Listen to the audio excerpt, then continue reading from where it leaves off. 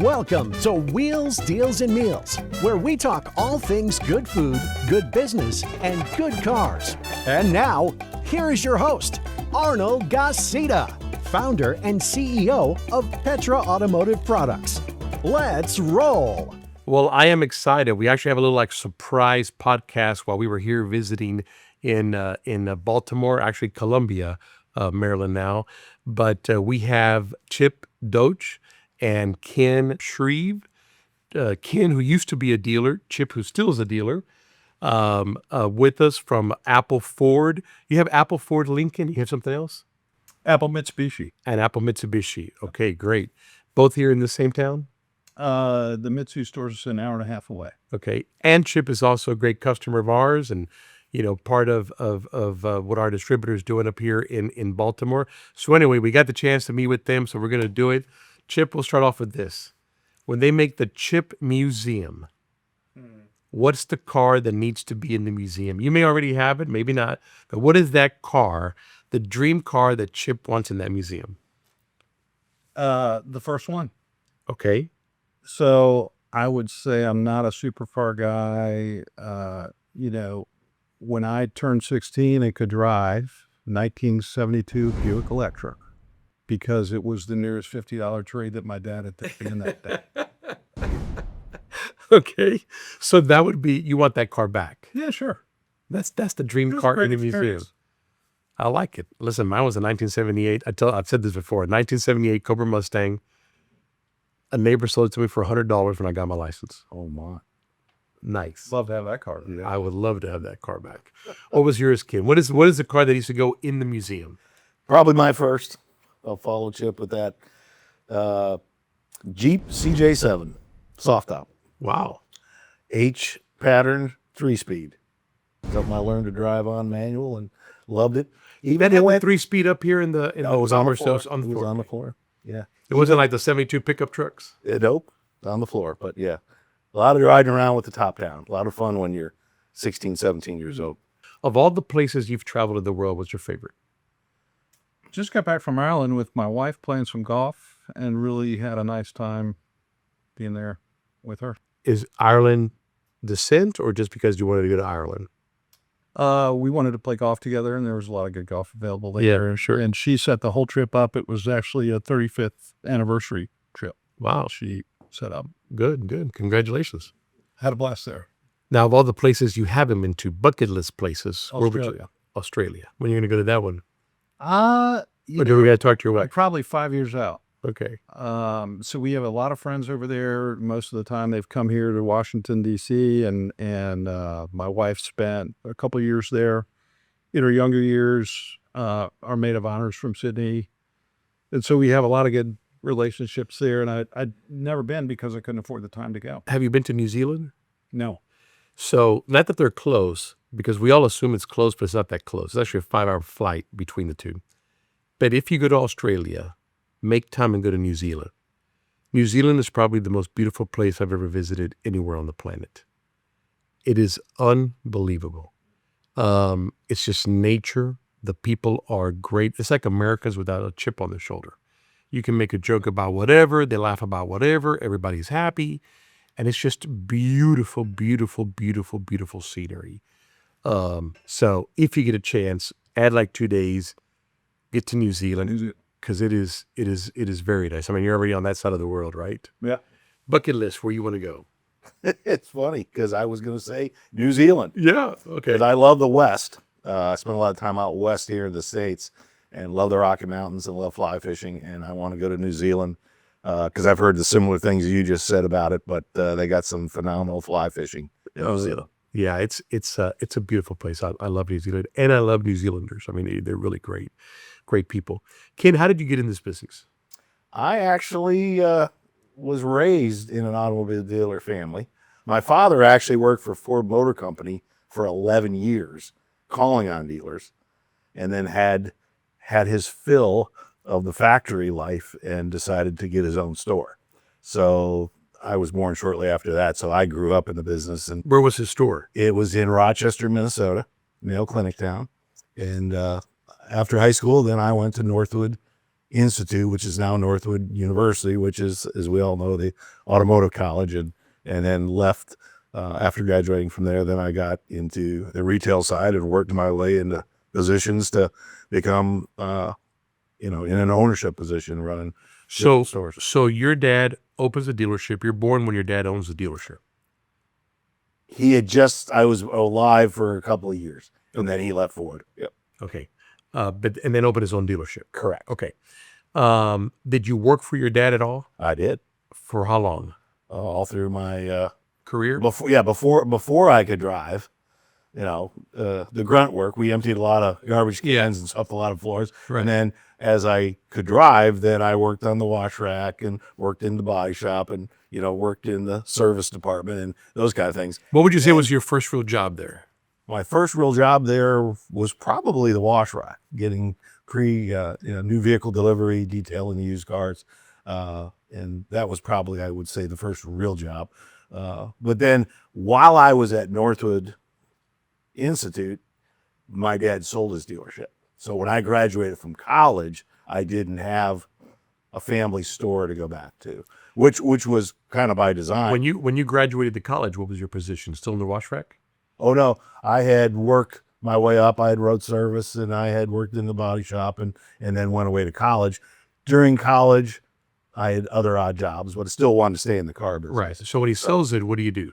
So he sells it, you graduate, and what happens? I get hired by a dealer that I eventually became his business partner in a Chevy and Ford store in Pennsylvania. I moved from the Michigan campus to Pennsylvania and went to work for a GM dealer who eventually allowed me to buy into a little small Chevy store with him. And then we also bought the Ford store. So you had That would have been in the 90s. You had a Chevy store and a Ford store. In the same little town. And you stayed in those stores until you retired? Did not. Okay. We parted ways business-wise, and I went to work for a decent-sized Nissan store. And the plan was to probably be the exit strategy for those brothers because they didn't really have one. Their sons didn't really think they wanted to be in the business. So long story short, I was there, and while I was there, an opportunity to buy the Hyundai store, which is where I spent the last 16 years, fell in my lap. So we bought the Hyundai store, and that's where I moved up and ran that Hyundai store for the last 60 years of my career. That's good. Yep. And you sold those two. And so, I didn't have an equity stake in the Nissan store at that time. Okay. And then this came available, so we did that instead. And then I sold that a couple years ago, I guess. Yeah. So you've been out of it for a couple of years? 2 years. So. You like it? Do I like the car business? No. Do you like to be out of it? I always tell people that I'm going to die in this business. They're going to have to go to my office and pick me up and take me out because to me, and everybody's different, right? I don't think everybody's going to say this, but I will tell you the majority of the people in the automotive world, whether it's the dealer or the service side or whatever, it is in your blood. Absolutely. And I just don't see people. I have enjoyed the last couple years. Okay. To have time to do all the things that you never had time to do. Right. And play around on the farm and, drive the tractor around and mow and do all the things you like to do. But I'm relatively young yet. I'm still in my mid-60s, so I think I got more in the tank. And you also have the wisdom. Yeah. And so I think there will be something I want. If you had to do something different, if you could go back and do something different, what would you do different? Well, I just think if I hadn't gone down the role of the executive manager, dealer, principal, because I spent most of my time leading and training and hiring good employees and turn them into success stories. I mean, that's how you grow. And I would have probably done that more as the job. So I would just say trainer, consultant, that type of thing in the automotive business. I did that, but I did it as the dealer principal, building my own team. So I think it would be awful fun to go out and do that and help other people. Because you sit back, and Chip, I know, can agree with me on this, and you sit back and you look at some of the people that have just done spectacular things going to work for you 30 years ago, and you brought them up through the ranks because they're good. Do you think the dealer business has changed in the last few years? I think technology has affected it immensely, but I still think the core fundamentals is you better have good people that have customer skills. It's a customer-oriented business. Absolutely, it is. I mean, I still think that no matter how the internet exploded and after 2020 and the internet and all that kind of stuff, at the end of the day, though, the dealership is still a people business and survives by dealing with people. Very much so. Yeah. And I think people sometimes forget that, especially the younger and the more modern. They think it's all electronic. But at the end of the day, I mean, you can maybe sell a car electronically, but if you're going to retain that customer, there better be some people skills in there. Absolutely. Yeah, for sure. Chip, how'd you get in this business? My first experience of memory was hardwiring radios and swapping them out for 8-tracks in DAG. For a minute there, I thought you were going to say hardwiring cars. No, not hot. And I was like, oh my God. So before the plug and play harnesses and all the other stuff, working with a guy named Curtis Acree. So I would have been 12 or 13 years old, and helping Curtis because there was this big evolution on dealer installed audio equipment at that point. I remember. It was the day you migrated from an AM FM radio, which was better than AM, right? Yeah. And this was the migration to 8-tracks, which were revolutionary at the time. Right, Everybody wanted to be able to play their music in their car, and you look back today and it looks Neanderthal like a lot of things in terms of technology, but it was the best that was available in the day. Did you have cars with 8-tracks? Oh yeah.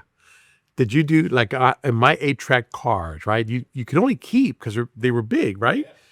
You could only keep like, I don't remember, 6 or 8 tracks in the car. Yeah. So every once in a while, you'd pick 3 or 4, take them to the house, get another 3 or 4, bring them to the car, right? And you were tired of hearing those. You keep swapping them because you couldn't carry everything in the car. Do you remember that? Oh, totally. Totally. Yeah. And then you trade with friends, Right. you get bored of whatever you had, and they had something new and different, And then the CD came out, and wow, now you can, really. Store a lot. Cassettes in between. And Cassettes, that's right. Cassettes and then CDs. And so audio seems to be important over the lifespan of my experience in the business. Was that your own company or working for somebody? That was a dealership my dad had in a small town. And like Ken's father, he was at Ford Motor Company for a number of years and left to go to the retail side of the business. And when I was born, he was still working at Ford, and still has a lot of friends from his days at Ford Motor Company. And, he was partners in a store in Easton, Maryland, and wound up growing that to, I think, 5 franchises with that partner, then left to go on his own as a single operator in Elkton, which is currently where our Mitsubishi store is, and it's in that building. Okay. From 1980. And so, after my get ready experience and my radio wiring experience and the things I got when I was younger, and multiple jobs in boat yards, scraping boats and doing different things, I started selling cars for a Hyundai dealership in 1985, when Hyundai first really was entering the U.S. market. And not associated with your dad. Not associated with him. He had been the GM of that store for a period of time as part of his retail experience. And then I worked for 5 other organizations, also not affiliated with my dad. Some in Oklahoma, predominantly in Maryland, and then came to work here 32 years ago. And really haven't looked up much. Been pretty busy, pretty fun, a lot of smart people, a lot of good fortune, a lot of high-performing, smart, good people focused on performance and taking care of customers. What do you think in your career, what is the number one thing that you could look back and say, this really helped lay the foundation or establish the man I've become in the dealer world? My training is financial. And what I found was this every 30-day report card, just like a Wall Street CEO today, right? That's obedient to a quarterly performance set of numbers. The 30-day report card in the car business is a blessing and a curse, because it makes you focus on the short term, but it can make you over-focus on the short term. So getting out of that mindset of I need something good every 30 days and into the mindset of building a company that's going to stand the test of time and perform well long term, I would say changing mindsets in that way was very helpful. So looking more long-term than short-term.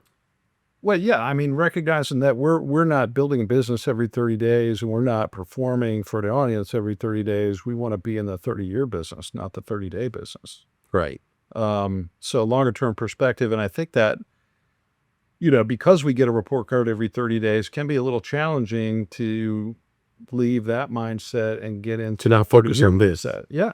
But if you can make that shift, I think there's a lot of value in it for your employees, for your customers, for your business in general, to be able to think about things for the future longer than 30 days out or 90 days out. We mentioned to Ken about how, do you think that the dealership world has changed a lot? Do you think it's changed a lot? Well, I think from that, you know, that period of time where I was getting my start, I mean, everybody's got stories that would, you know, curl your hair a little bit about the car business back in that period of time. And I think I use the term sterilized because behaviorally, a lot of what was going on then has been kind of sterilized from the business. And I think it's a more legitimate business climate in a dealership now than it was then. Or transparent?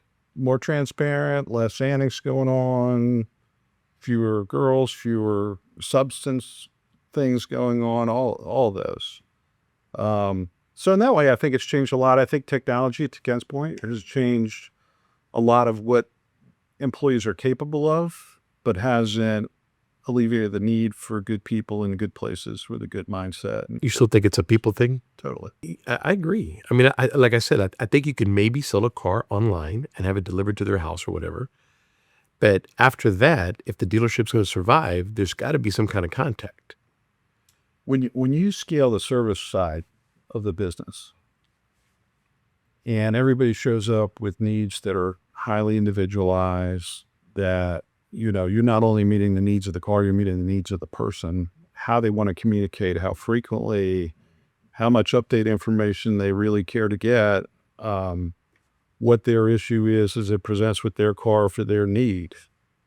I think it's so individualized, it's going to be difficult to scale that and make it all uniform in the way that some other businesses have kind of been commoditized over time by technology. I don't see that part going away because people still want what they want. They need what they need and they want it on their terms. And you got to have some versatility to meet that. That's right. And that means people. Agree 100%. In your career, well, can you give me an example of something that you go, man, that wasn't good. I shouldn't have done that. And then give me an example of something that you did that you go, man, that was great. I'm glad we did that. The first answer to something I shouldn't have done was local rental car. We had 11 budget franchises, 1,100 cars all over Baltimore Metro doing local market rental business. And there are some players around that are good at it, and they would claim they're successful, and they're probably right. For me, I didn't have the attention span for the minutia of that business day to day or some of the other aspects around that business. And so we liquidated that rental fleet. And honestly, I'm not in the rental business today.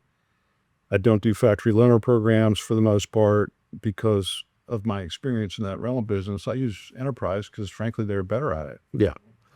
That's their lane. That's their lane. And then the other, the thing that we've done well that I'm really happy about would probably be our customer retention efforts around, how do we get and keep more of our customers seeing us as the place to get all their needs met around their car. How do you do that? Because we talked a little bit about that. Tell us how you do that. I think so we started a program about 21 years ago. And the thought pattern was we got a huge defection rate when the factory warranty coverage runs out. How do we mitigate some of that? Because it's a lot less expensive or more cost efficient to keep the customers you've already gained. And where are they migrating and why are they migrating that way? So we studied behavior and some of the things that were driving that attrition rate was like 67% after 3 years. So when the factory warranty coverage dropped out, so did the customer. They went to the aftermarket. They got what they needed, either cheaper, better, or faster. So we started to give those things to a customer free. and it was an effort. So to make our 67% stick. every 2 years you gotta redo 2/3 of your customer base. That's right. Really inefficient way to approach the market. And you lose the car when it's really just becoming the most profitable to maintain it. So all those customer paid repairs are going away from you, and you're retaining all this warranty work that was traditionally and still is less efficient than customer paid work. And you're not getting much repeat buying performance out of that body of warranty work. And so how do we get better at maintenance? How do we get better at customer pay? How do we keep those people close to us and make our dealership, the term at that time was sticky, if you remember that. I do. From the advent of the internet days, how do we make this a sticky place? And it was difficult to compete with free. Okay. So we started to give away all those touch points that were defection points.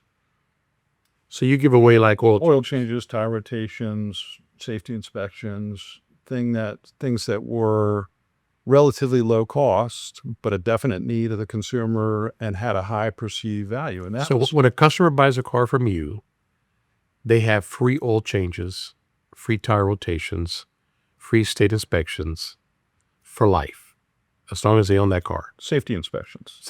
But yeah, for as long as they own that car. For as long as they own that car. Could be 30 years. They keep the car 30 years. Okay. But that brings the customer back to get those sticky things that are no cost to them, but now the vehicle has a higher mileage and other things are due for service. And if we do our job right, we've kind of disrupted a behavioral pattern that was in existence that let this whole aftermarket form around franchise dealers and take that portion of the business that was really good business and repatriate the customer to their own brand instead of ours. And that's what we were kind of out to break the chain on and figure out a different way of. So what's your rate now? From 67 it went to what? The people who have come in here and bought 15 cars is pretty high, and it grows every year. I would say our dropout rate, if they're in our geography for parts and service, is sub 20%. So 80% retention or better. Wow, that's great. And some of the manufacturers measure that number harder than others, and predominantly they're all using VIN returns within a certain period of time, which may characterize some of that behavior, but I don't think it captures the whole picture. I want to be the place they think of that can help them whatever they need with their car. That's excellent because obviously us being in the service side, sales is a one-shot deal, right? Whatever you make, whether it's a lot or a little, when you sell a vehicle, it's done. But the life of the vehicle, maintaining the vehicle, repairing the vehicle is really the establishment of customers. These are your customers, right? And at the end of that cycle, if they're your customers, the chances are high they're going to buy another car from you. Sure. So why do some dealerships not do that? I think we're back to short and long-term thinking, honestly. So when you're graded every 30 days, it's really hard to get over that initial period of time where you're looking at giving those things away that were driving the revenue the day before. And how do I reconcile that in a 30-day span of time? And the answer is it's hard. You can't. You have to reconcile that in a 3-year span of time. Right. It's a 3-year project. Sure. And really, most cars today in that 3-year project, you're looking at 3 oil changes. That's right. Yeah, more or less. That's right. More or less. Did you do something like this at your dealership? I did. I can't agree more with everything Chip said. It's all about establishing the relationship, because that's what keeps people coming back. And to use the word Chip throughout, you got to figure out how to make your operation sticky, because especially on the car itself, the point that Chip had made was, that car in the service department is just getting to its profitable age, because everything 3 years and less is covered under warranty. Mm-hmm. And now you're finally at 3 years, 4 years, 5 years, you're starting to get into those things. It needs tires, it needs brakes. And by this time, if you're not sticky and you don't give them a reason to come back to you, the minute that warranty period is over, they're going to have that stuff done elsewhere. Well, making yourself sticky, providing complimentary services, and I did the same thing. We had a similar program. Because they came back, because it was complimentary or free, because it doesn't get any cheaper than that, I don't think, they're going to take advantage of it.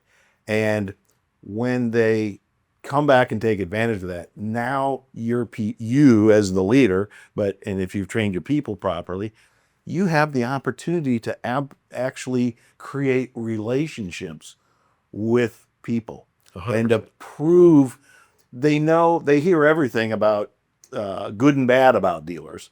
And so it's easy to know what they're hearing bad about dealers, and it gives you an opportunity to prove to them by taking care of them properly that that's not true, and that they can rely on us for all those things. Like he said, I want to be that place. I've always explained it to different dealers and different managers and stuff. The way I explained it was, I want to be first. I want to be the first person that tells them they need brakes, they need tires, they need whatever, just because getting back to the percentages, when you're that person. Well, statistically, if you're the first person, you get the deal. Even if they go get a second quote, statistically, the first person gets you're going to get that service. And so, now they're giving you that business instead of your competitor down the street. Yeah. But if you do it right and you do the service properly, the people side of it, not the technical side, but the people side of it, you're creating a relationship and you're creating a customer. And as they come in for every oil change, maybe it's 2 oil changes a year, 1.5 to 2 oil changes a year. Every time they come in, that relationship is growing, and they're lowering their guard and understanding that, gee, I can come in here and get everything done. I don't need to go to this place on the other side of town to make sure I get the cheapest price on brakes. I don't have to go to this place. It's like picking your general practitioner, right? Your main doctor. You're going to keep going to him for the cold, for the bad, for the little stuff, for the big stuff. I always told my staff, the service team and sales team as well, that we sold a lot of cars on the program. People buy into the program. They're going to take that leap of faith and trust you that you're going to come through with all these things that you're promising them. Once they do that, now it's on us. We better walk the talk. That's right. But if we do that and do it well, selling that second car and third car just becomes simple because we've developed relationships. The other thing that I know Chip knows, and I focused on quite a bit, was when that person does trade that car at that 3rd or 4th year, or buy their next car from you at the 3rd or 4th year, what else happens in that transaction? Well, 90% of the time, they trade one in. And we're in the used car business. That's right. I need good. Yeah, you're completing the circle. Correct. You're completing. All right, 2 questions before we leave for both of you guys. One piece of advice for people getting in the automotive industry that you would give them. So somebody's new in the automotive industry. They want to be the next Chip. They want to be the next Ken. One piece of advice that you would give them to become the next Ken and Chip. And then favorite food. We'll start with you. I think one of the things I would always say in my training classes is, guys, there's only one way to get 5 years worth of experience in the car business. There's only one way to do it, and that's to be in the car business for 5 years. So stay with it. Don't listen to all the stuff and get sideways. Stick it out. My old boss would tell me, I can teach you everything except experience. Yep. So don't get frustrated and leave. There's going to be highs and lows and sideways. You just got to stick with it. And over time, you're probably going to outlast everybody else. Right. But that's... Out hustle and out endure. Yep. All right, favorite food? Favorite food. It's tough to beat a good cowboy ribeye. Good old American steak and potatoes. Chip, piece of advice. Somebody wants to be the next Chip. Yeah, I would say there's a lot to learn. Probably more so now than there was 30 years ago in terms of the number of dimensions. So respectfully, when you're interacting with people who can give you knowledge, respectfully, don't let off the gas. Get as much as you can as fast as you can. Take in all you can. I'm a big acceleration guy. I love moving time, warping it a little bit where I can. So I love accelerating things toward an end. wherever I can with respect. And I would say, the business that we grew up in is not the business that it's going to be 30 years from now. So there's some change that's going to happen, but respect the history of what has been, and it'll help you understand the future of what's going to be, but accelerate time and absorb as much as you can, as fast as you can. Well, I like it. That I would like be my it. encouragement. Learn from mentors. Sure. Even if people can teach, even if they're not your mentors, listen. It's tuition or commission. That's right. I like that. Yeah. Tuition or commission. All right, favorite food? Oh, I got to say Maryland crab cake.